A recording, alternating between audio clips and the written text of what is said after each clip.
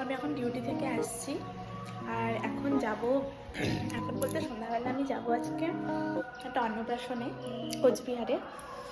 আমাকে রেডি হতে হবে আর আমার বিছানার অবস্থা হচ্ছে, সকালে আমি বেড তোলার টাইম পাইনি, এখন আবার এগুলোর মধ্যে আমাকে রেডি হতে হবে। চলো রেডি হই। Hello everyone, welcome to my new blog. আর আজকে আমি যাচ্ছি অন্নপ্রাশন বাড়িতে, সেটা তো বললামই। তো আমি রেডি হয়ে গেছি। রেডি হওয়ার ভিডিও ক্লিপগুলো আমি নিতে পারিনি, কারণ সেই সময় আমার ফোনের স্টোরেজ একদম ফুল ছিল।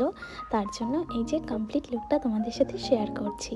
তো এখন আমরা বেরোবো, চলো বেরোনো যাক। আজকে যাব আমরা কোচবিহার, আর আমাদের বাড়ি থেকে কোচবিহারের ডিস্টেন্স অনেকটাই, প্রায় 1.5 থেকে 2 ঘন্টা লাগবে। তার জন্য এখন সন্ধ্যা 5:45 মতন বাজছে, আর এখনই আমরা বেরিয়ে কোচবিহারে পৌঁছে গেছি। আর এখানে অন্নপ্রাশন বাড়ির সামনে দাঁড়াও, একটা ব্লগার হবো, তখন তোমরা বলবা আমি ওই ইনফ্লুয়েন্সারের বান্ধবী তো।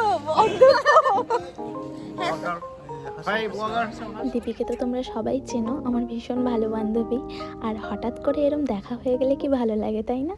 আর যার জন্য আজকে আসা, এই সেই ব্যক্তি, কি মিষ্টি তাই না? বেশিক্ষণ আর দেরি করলাম না, ওর সাথে ফটো তুলে কয়েকটা আমরা খেতে বসে পড়েছি, কারণ আমাদের আবার আজকে ফিরে যেতে হবে।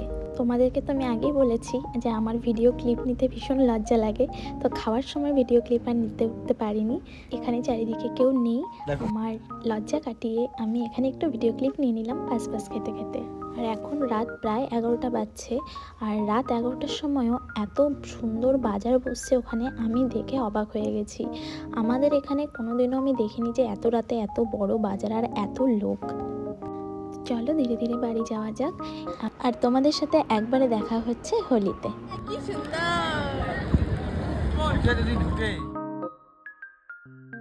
তো এই দিনটা ছিল হোলির দিন। বসন্ত উৎসবে আমরা চলে গেছিলাম ধূপগুড়িতে। প্রতি বছরই ভাবি ধূপগুড়িতে যাব, কারণ ধূপগুড়িতে অনেক বড় করেই বসন্ত উৎসব হয়।